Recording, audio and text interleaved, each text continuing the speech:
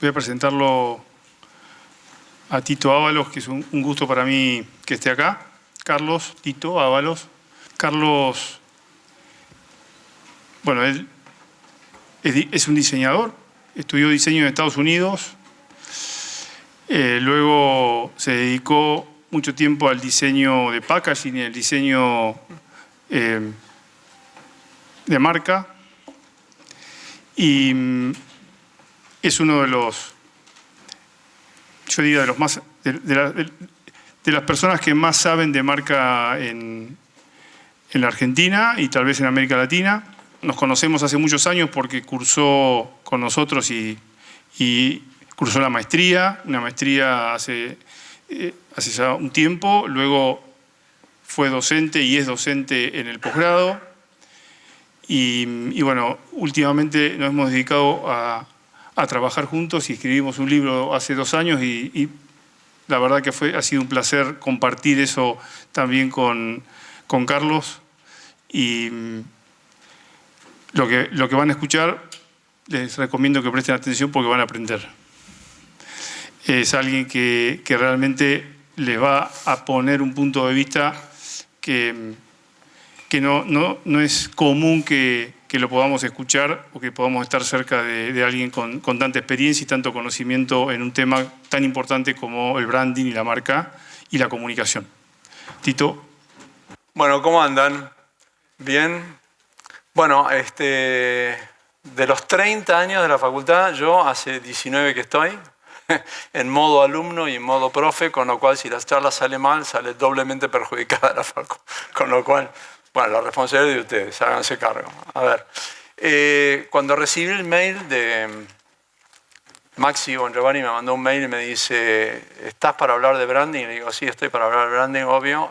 Y le pregunté, ¿a vos qué te parece que hable? ¿Cuál sería el tema? Le digo, como para poder achicar un poco el marco. Y me dice, habla del futuro del branding.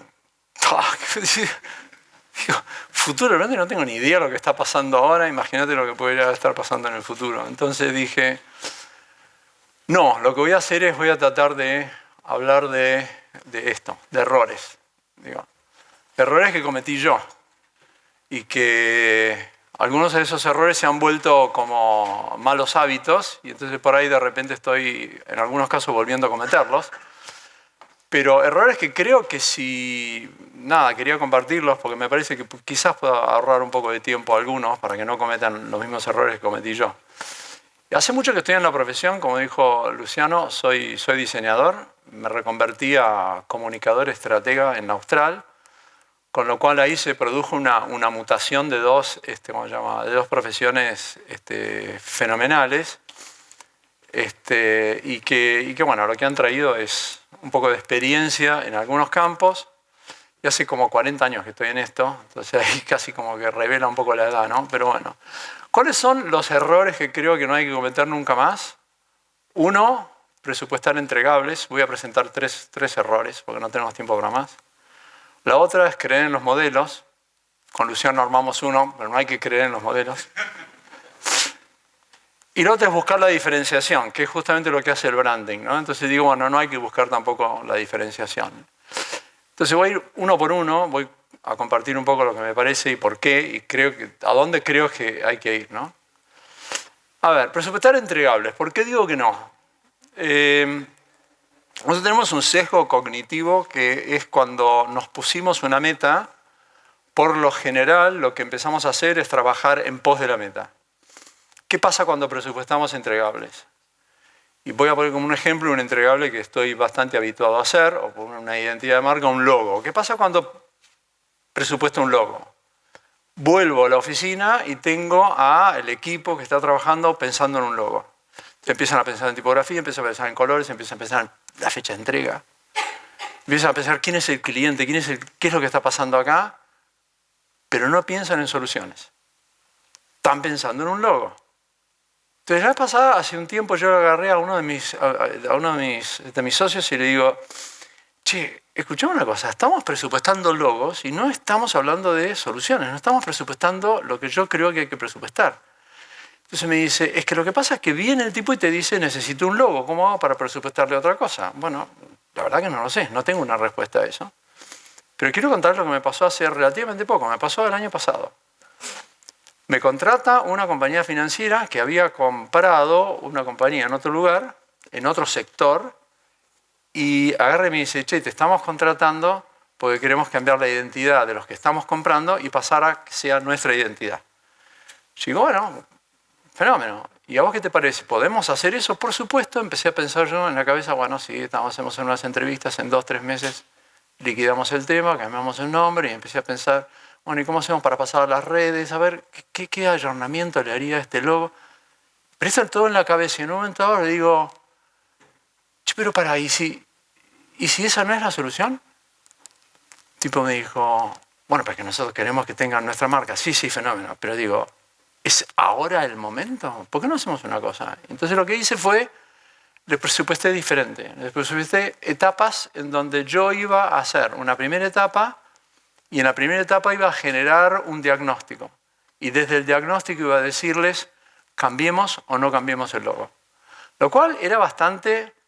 O sea, es bastante molesto cuando uno es juez y parte del tema, porque yo tenía mucha plata en juego si cambiaban ellos el logo, con lo cual agarré y dije, bueno, pero igual vamos a hacerlo. Pero yo había convencido de que en 2 meses ese logo se tenía que ir, el viejo logo, y tenían que entrar con la marca de la compañía financiera que estaba comprando. A los 2 meses de empezar a hacer las entrevistas, que fueron casi todas por Zoom, porque todavía estábamos en un rebrote del COVID, lo llamo por teléfono al tipo y le digo, imposible. Imposible, que me dice, no podemos poner tu marca ahí. ¿Por qué? Porque vos corres el riesgo de que ellos te contaminen tu marca. ¿Pero por qué? Y ahí le di las razones. Encontramos la organización en este estado, está pasando, Le dije, no. Y me dijo, te estás perdiendo varias lucas. Sí, le digo, la recuperaré más adelante. Le dije, o sea, y me lo gané como cliente. Pero aparte de eso, lo que me di cuenta era que cuando presupuestamos entregables, lo que estamos haciendo inmediatamente es dejar de utilizar lo máximo que tenemos, que es nuestra capacidad de pensamiento y resolución de problemas.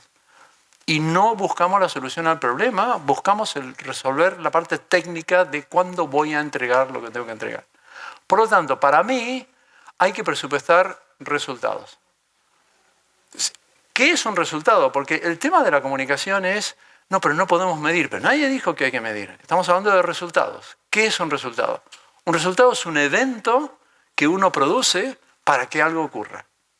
Ahora, ¿cuál es el evento que yo voy a producir para que ocurra algo que le resuelva el problema a mi cliente? Porque verdaderamente y acá viene otra cosa, estoy harto de escuchar, cada uno tiene que encontrar su propósito en la vida. No sé si le pasa a alguno. Tengo 71, no encontré mi propósito. Y el otro día estaba como frustrado porque alguien me preguntó, me hizo una entrevista, me dijo, ¿cuál es tu propósito? Y yo, ¿propósito? Y el otro día me di cuenta.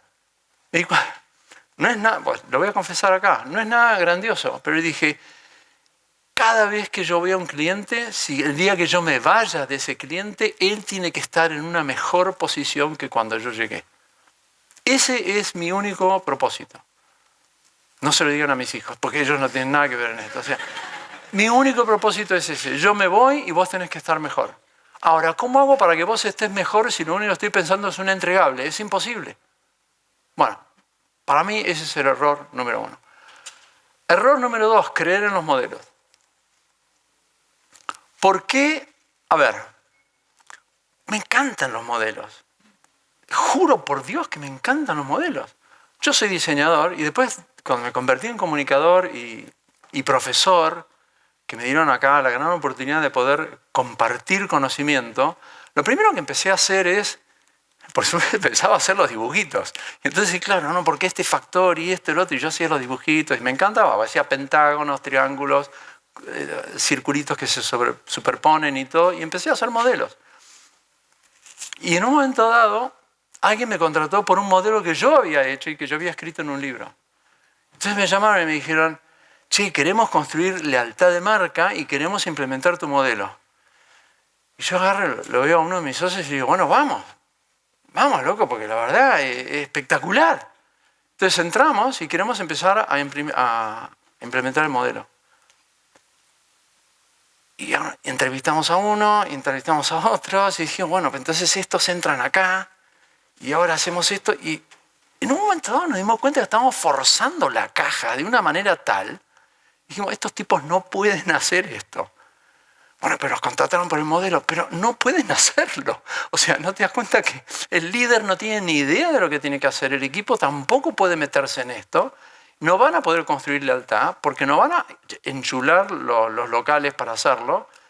Y ahí dijimos, ¿sabes qué? En un momento de crisis agarramos, hablamos con el que nos había contratado y le dijimos, imposible. Ahora, ustedes tienen ciertas particularidades.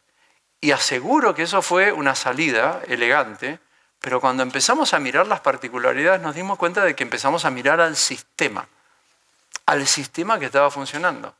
Entonces no llegamos nosotros con una receta. Lo que empezamos a darnos cuenta es que estos tipos tenían un sistema particular porque culturalmente tenían algo que era diferente.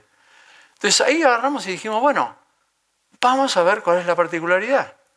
Y empezamos a trabajar la particularidad y nos dimos cuenta que había fortalezas que no las habíamos visto, porque estábamos mirando como hace el investigador, tratando de verdaderamente que se dé lo que el tipo quiere. Bueno, finalmente terminó bien, el proyecto terminó bárbaro, terminó muy bien, pero ahí es cuando yo particularmente, que hasta ese momento yo había escrito 2 libros, los 2 para la facultad, pero el primero también tenía un modelo, yo había escrito 2 libros y había llenado de modelos los libros, porque me parecía que eso era cool, que estaba bueno, que era ser académico, y está fenómeno.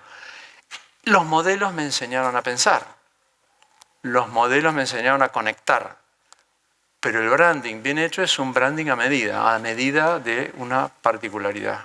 Y la particularidad hay que encontrarla. El otro día leí una frase de un diseñador canadiense que se llama Bruce Mao, que el tipo es un capo. Yo lo había ninguneado, pero el tipo es un capo. Después, bueno. Y el tipo dijo, somos expertos de lo que no sabemos. Y ahí está la clave. Es como cuando llego a un lugar, a mí me pasa bastante a menudo que cuando arranco un proyecto verdaderamente no sé en qué va a terminar. Al principio yo creía que era una suerte de deficiencia mental, de que yo entraba y entraba como mente en blanco, y cuando entraba pero finalmente me di cuenta que es una gran herramienta, que es la herramienta de poder mirar y tratar de ver lo distinto que está pasando y entrar sin la respuesta, sino más bien entrar con preguntas. Bueno, o sea, creo que ese es. Y la otra es buscar la diferencia. A ver, cuando buscamos la diferencia, la verdad, el branding está, y me acuerdo de una charla que tuvimos con Damián este año. Damián me hablaba de, ¿cómo se llama?, de branding, de marketing y eso. Y en un momento le digo, Damián, te juro por Dios, le digo, yo creo que voy a tener que reconfigurar toda la materia, porque yo no sé si siquiera estamos respondiendo a la realidad de lo que está pasando. Digo, yo creo que el branding de diferencia está lentamente muriendo. Creo que está en un estado de coma, o en todo caso está en un sector de la economía en donde es un sector que está verdaderamente luchando por la escasez. O sea, el branding de la diferencia es, a ver, voy a tratar de explicarlo. Los seres humanos tenemos, una de las grandes fortalezas que tenemos es armar categorías. Nos armamos categorías de todo. Por ejemplo, estas personas seguro que van a hacer esto, estas otras seguro que van a hacer esto otro. A ver, estos remedios van a servir para esto, estas marcas sirven para esto. Y en el branding de la diferencia, el tema es que justamente el branding nació para hacer diferencia. Porque en el fondo lo que intentó hacer es que dentro de una categoría hubiese alguien que se corriera un poquito más a la derecha. Y después otro que se corriera un poquito más a la izquierda, y resulta que cuando ya no teníamos más lugares para empezar a ubicar a las marcas, empezamos a cambiar los colores. Entonces de repente hay uno que está con rojo y no, con el rojo no me puedo meter, me meto con el azul, me meto con el magenta. No hay más colores tampoco ahora. Con lo cual, no hay diferencia por los colores, no hay diferencia por las diferencias.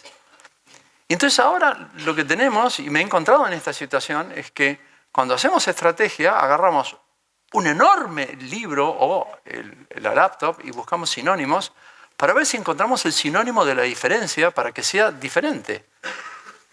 Y entonces el otro día me encontré en un diálogo con uno de mis colegas, uno del equipo, y le digo, ¿no será dinámico? Literal, esto es literal. ¿No será dinámico? Y él me dice, no, para mí en vez de dinámico es ágil. Ágil, no, ágil está muy usado. Y otro agarró y dijo, ¿no será entusiasta? Digo, epa, pará, no es dinámico, no es ágil, puede ser entusiasta. Digo, y ahora la gran pregunta es, ¿y al cliente? ¿Qué le importa? Entonces me dice, no, pero ¿cómo? ¿Entusiasta? Y digo, el cliente no se da cuenta la diferencia entre entusiasta, dinámico y ágil. Es imposible. No tenemos diferencias, le digo. Y es verdad, dice, no tenemos más diferencias. Y la economía real nos está mostrando que hay otra cosa, que es este branding nuevo, que es el branding de la posibilidad.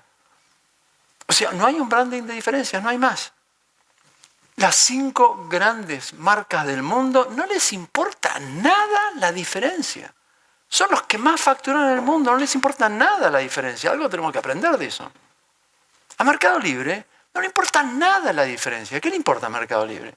Mercado Libre lo único que quiere en este caso es, en algún punto, tener a Mercado Pago que tiene a 13 millones de tipos que los tiene absolutamente fichados. ¿Para qué? Para darle nuevas posibilidades. O sea, Amazon no está preocupado si verdaderamente están vendiendo libros. Están vendiendo todo lo que pueden. Es más, Netflix tiene un miedo tremendo porque en el fondo, una vez que aprendan de que Amazon hace más o menos lo mismo, que Apple hace más o menos lo mismo, pero aparte le da otra cosa por acá, le da un auricular por allá, le vende, no sé, un podcast de otro lado, un entretenimiento y un juego, en algún momento Netflix va a encontrarse en problemas. Se va a encontrar en un movimiento en pinzas. ¿Qué es lo que le puede pasar a Rappi o a Pedido Ya cuando Mercado Pago decida empezar a hacer delivery con 13 millones de tipos en el banco de datos? Olvídate. Rappi tiene 350.000, Pedido Ya tiene 450.000, Mercado Pago tiene 13 millones. ¿Qué diferencias? Entonces ahí yo creo que hay un branding de posibilidad. Pero claro, ¿cuál es el problema del branding de posibilidad? Entonces, ¿qué nos queda? Y ahí yo estoy preocupado porque digo, llegaré a verlo, a esto, pero ¿en dónde está la clave? Y la clave va a estar, creo yo, en identidades muy claras, muy reconocibles, que lo que hagan es empoderar al consumidor.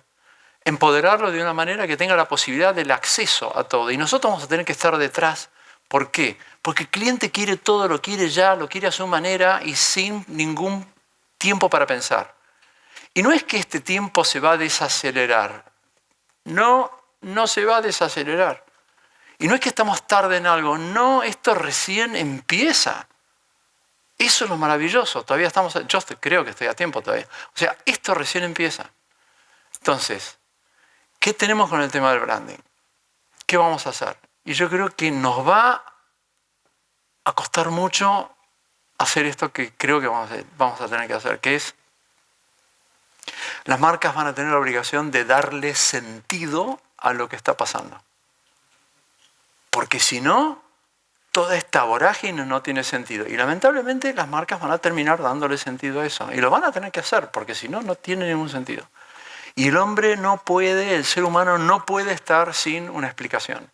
Necesita una explicación de por qué está haciendo lo que hace.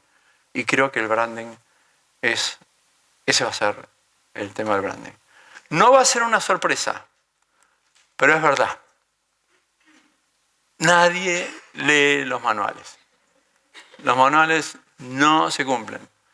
Ahora, yo creía que no se cumplían por una cosa. Yo pensaba que los manuales era porque alguien los agarraba y los encajonaba en un lugar o los tenía guardados en un drive y que no le pasaba el link a la gente. No leen los manuales porque los manuales se pusieron viejos el día que los terminamos. Esa es la realidad. ¿Quién era el que había hablado de líquido? Bauman. O sea, Bauman no se imaginó, esto ya no es líquido. O sea, realmente esto cambia mañana. O sea, el manual no sirve porque no pudo prever la realidad de hoy. No pudo prever la realidad que está por venir dentro de media hora. Y la verdad es que los muchachos están desesperados. Agarran y te llaman por teléfono y dicen, che, no está esto contemplado en el manual. No lo puedo contemplar. ¿Por qué? Porque ni lo hablamos a este tema. Y ellos no tienen la culpa. Nosotros tampoco tenemos la culpa. Entonces, el manual lo vamos a seguir haciendo. Era buenísimo el manual, en el fondo. El manual tenía un componente psicológico que era espectacular, porque cuando uno hace identidad de marca, es como cuando construimos una casa y pasa la relación con el arquitecto. En algún momento lo querés matar al arquitecto. Porque decís, porque se me ocurrió esto y resulta que sale el doble de la casa. ¿Cómo puede ser esto? Bueno, y lo mismo pasa con la agencia de branding. Llega un momento dado que después de 6 meses una relación normalmente se deteriora. Y entonces vos agarrás y decís, yo lo quiero matar al cliente. Y el cliente te quiere matar a vos. Y entonces resulta que empiezan un montón de conflictos. La ventaja del manual era, toma. Y te está yendo lentamente. Tengo un tema, el manual. Está todo en el manual. Está todo en el manual. Cambiás rápido tu mail y que no te llame nunca más. Nunca más, no querés saber más nada. Me llamo fulano. No, decís, no quiero, está todo en el manual, decirle. Y no está todo en el manual. Entonces estamos ante un problema que tenemos un branding infinito. Estamos ante un branding infinito. Le contaba a Carlos Wirth recién, me diciendo, ¿en qué estás? Me dice, tengo un problema, le estaba diciendo. Bueno, no se lo dije de esta forma, se lo dije con menos humor. Le digo, nos están ofreciendo hacer cosas que no hemos hecho antes. ¿Y eso está bueno o está malo? Y no lo sé, porque no sabemos hacerlo. Entonces, pero no quieren que nos vayamos. Entonces, ¿por qué no quieren que nos vayamos? Porque piensan que nosotros sabemos qué es lo que tienen que hacer. Bueno. Entonces, el branding se va a convertir en infinito. Entonces, verdaderamente, y ahora, para cerrar y abrir la pregunta, si alguien tiene una pregunta, ¿qué es lo siguiente? Si la metáfora de la foto sirve para poder describir lo que era un manual, yo imagino hoy que el branding es más bien como una serie de Netflix. Yo creo que sí, que es como que son capítulos que se van a seguir repitiendo, pero van cambiando. Si tenés suerte, no te matan en el primer capítulo. A mí me han matado en el primer capítulo. En el capítulo llego, pum, no, esto no sirve, chao, listo, váyanse, bueno, ok.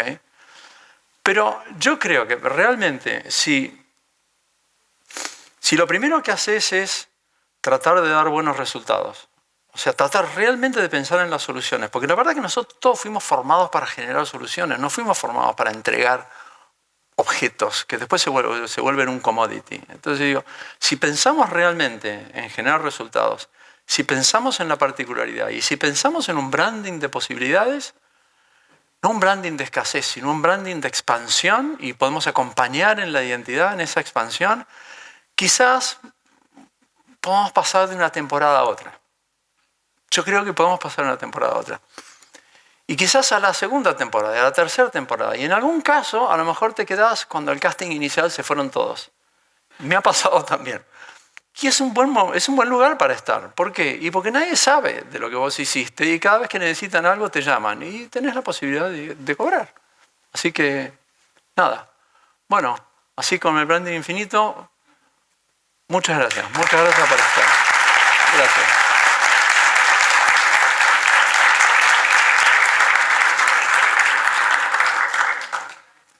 Lo que estabas diciendo recién me pareció que tenía que ver con conectar el branding con pensar, justamente. Es decir, con agregarle pensamiento. ¿Cómo se relaciona el branding con pensar?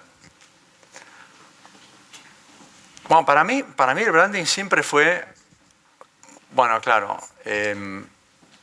Lo que pasa es que yo tengo dos etapas. 2 etapas o 3 etapas más o menos fuertes respecto al branding. Tengo una primera etapa de diseñador, como decía Luciano, diseñador. Yo me gradué en Estados Unidos con una especialización en packaging. Entonces, cuando yo vine a la Argentina, empecé a hacer packaging. Y me asocié con una persona, con mi socio, que se dedicaba a hacer marketing. Con lo cual, lo que teníamos era marketing y diseño muy bien relacionados. Entonces, desde ahí, desde ese punto de vista, para mí eso no era branding, para mí eso era marketing y packaging. Cuando nos asociamos con Interbrand en su momento, en el año 98, nosotros no teníamos ni idea de lo que era branding. Para nosotros, marca era una muy mala forma de definir un logotipo. Y empezamos a hacer marca. Y ahí cuando empezamos a trabajar marca, para trabajar branding, también éramos los brazos ejecutores de un briefing, ¿no? De un brief previo.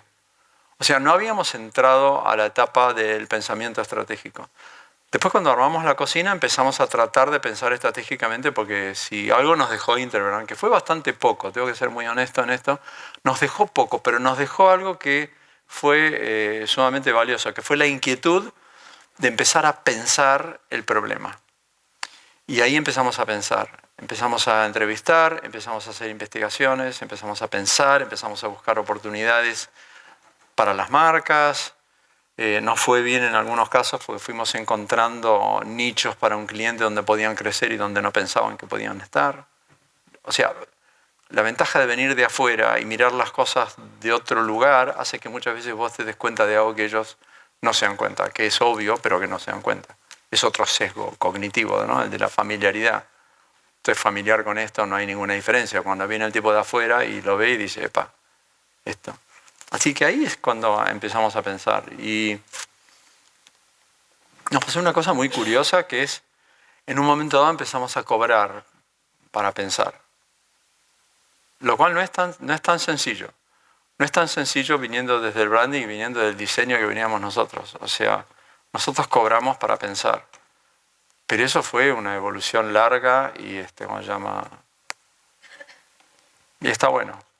A ver, yo ya no diseño, honestamente, salvo los modelos, salvo los triangulitos y los pentágonos, pero creo que el problema de pensar es que necesitas tiempo para pensar, porque si te piden algo para mañana, ¿cómo haces para pensar?